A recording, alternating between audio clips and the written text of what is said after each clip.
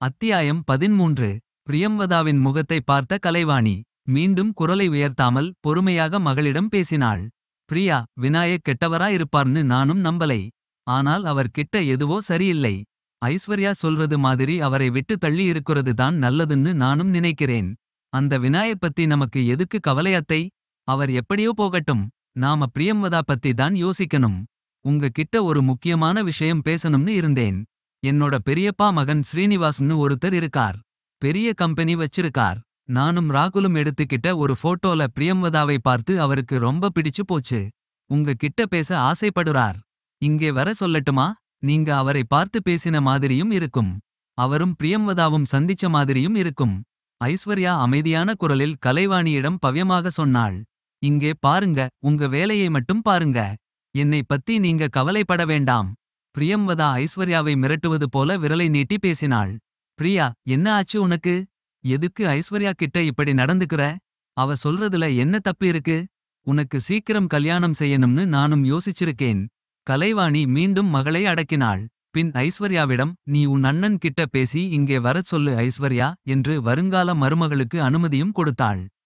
நான் பேசுறேன் அத்தை. ஆனா பிரியம்வதாக்கு பிடிக்கலைனா என்ன செய்யறது? பிரியம்வதா பக்கம் மின்னல் வெட்டும் பார்வை ஒன்றை வீசினாள் ஐஸ்வர்யா. எனக்கு பிடிச்சா பிரியாவுக்கும் பிடிக்கும்.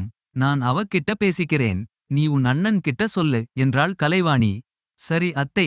ஐஸ்வர்யா சம்மதிக்க பிரியம்வதா கோபத்துடன் அங்கிருந்து சென்றாள். 2 நிமிடங்களில் கலைவாணி பிரியம்வதாவை தேடி வந்தாள். பிரியா. பிரியம்வதா பதிலும் சொல்லவில்லை. திரும்பியும் பார்க்கவில்லை. பிரியா, நான் இன்னைக்கு வரைக்கும் உன்னை எதுலேயும் கட்டாயப்படுத்தினது இல்லை.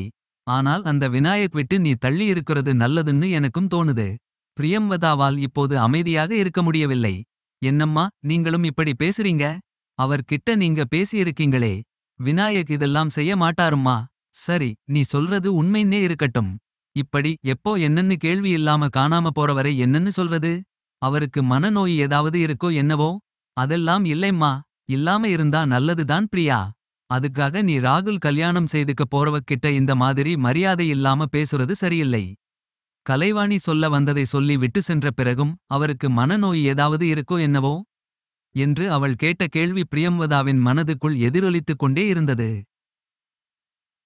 அடுத்த நாள் காலை குழப்பம் அப்பிய முகத்துடன் விநாயக் வீடு திரும்பினான். அவனை பார்த்தவுடன் மனதில் இருந்த கவலைகள் மறைய அவனை இறுக அணைத்துக் கொண்டாள் பிரியம்வதா. சென்ற முறைக்கு இந்த தடவை அவளுடைய அணைப்பின் இறுக்கம் அதிகமாக இருந்ததாக விநாயக்கிற்கு தோன்றியது. மனசுக்குள் அணைப்பின் இறுக்கம் பற்றிய கேல்குலேஷன் போனாலும் அவனுக்கு பிரியம்வதாவின் அந்த அணைப்பு சுகமாகவே இருந்தது. குழம்பி போயிருந்த அவனுடைய மனதிற்கு தெளிவு திரும்புவதாக உணர்ந்தான். பிரியம்வதாவை அவனை விடுவிக்கும் வரை விநாயக் அவளின் அணைப்பை தன்னை மறந்து அனுபவித்தான். ஏன் இப்படி நடக்குதுன்னு ஒன்னும் புரியலை பிரியம்வதா. இதுவரைக்கும் எனக்கு இப்படி நடந்ததே கிடையாது. எப்படி அங்கே போனேன்னு எனக்கு ஞாபகமே இல்லை. ஜெக்கல் அண்ட் ஹைட் மாதிரி எனக்கு ஏதாவது ஆயிடுச்சா? இல்ல எனக்கு ஸ்பிளிட் பர்சனாலிட்டி ஏதாவது வந்திருக்குமோ? விநாயக்கின் பேச்சில் கலக்கம் இருந்தது. விநாயக், அப்படி எல்லாம் இருக்காது.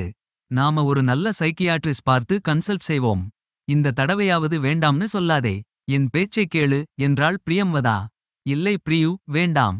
விநாயக் அவளை அழைத்த விதத்தில் பிரியம்வதா வாயடைத்து போனாள். இதுவரை அவன் அவளின் பெயரை சுருக்கி அழைத்ததே இல்லை. சொல்லப்போனால் கலைவாணி தவிர வேறு யாருமே அவளை இப்படி செல்லமாக எல்லாம் அழைத்தது கிடையாது. பிரியம்வதா இனிய அதிர்ச்சியில் அமைதியாக இருக்க விநாயக்கின் மொபைல் சத்தம் போட்டு அழைத்தது. அவன் போனில் பேசட்டும் என்று அங்கே இருந்து விலகி விநாயக் உருவாக்கியிருந்த சைபோர்க்கை கவனமாக பார்த்தாள் பிரியம்வதா. 2 நிமிடங்களில் அவளிடம் வந்தான் விநாயக். சப் இன்ஸ்பெக்டர் அபினவ் பேசினார். என் மொபைல் ரீச் செய்ய ட்ரை செய்துட்டே இருந்தாராம். நான் எனக்கு தெரிஞ்சதை சொன்னேன். போலீஸ் ஸ்டேஷன் வர சொல்லி இருக்கார். ஸ்டேஷனுக்கா? எதுக்கு விநாயக்? பிரியம்வதா பதற்றத்துடன் விசாரித்தாள். பயப்பட ஒண்ணுமில்லை பிரியு. அந்த ட்ரோன் பத்தி அவங்களுக்கு விபரம் வேணுமாம். என்னை ஹெல்ப் செய்ய சொல்லி கேட்டார். பிரியம்வதாவால் அதை நம்ப முடியவில்லை. ஆனால் அதைவிட விநாயக் அவளை மீண்டும் பிரியு என்று அழைத்தது மனதை கவர்ந்தது. அதனால் எதுவும் சொல்லாமலிருந்தாள்.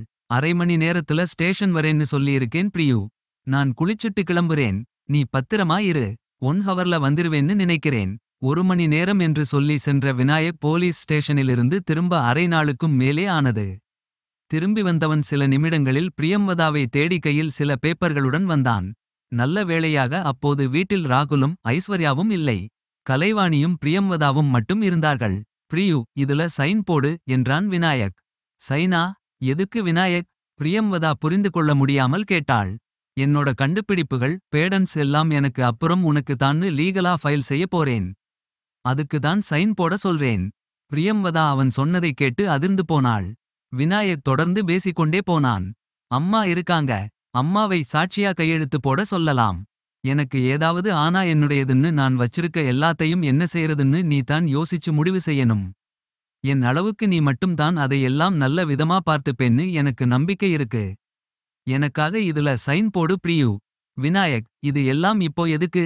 பிரியம்வதாவிற்கு அவன் சொன்ன எனக்கு ஏதாவது ஆனா பகுதி இதயத்தை குத்தி கிழித்திருந்தது. கேள்வி கேட்காம சைன் போடு பிரியு. விநாயக் அவள் கையில் வலுக்கட்டாயமாக பேனாவை திணித்தான். பிரியம்வதா எதையும் படிக்காமல் கையெழுத்து போடுவதை யோசனையுடன் பார்த்துக் கொண்டு இருந்தாள் கலைவாணி.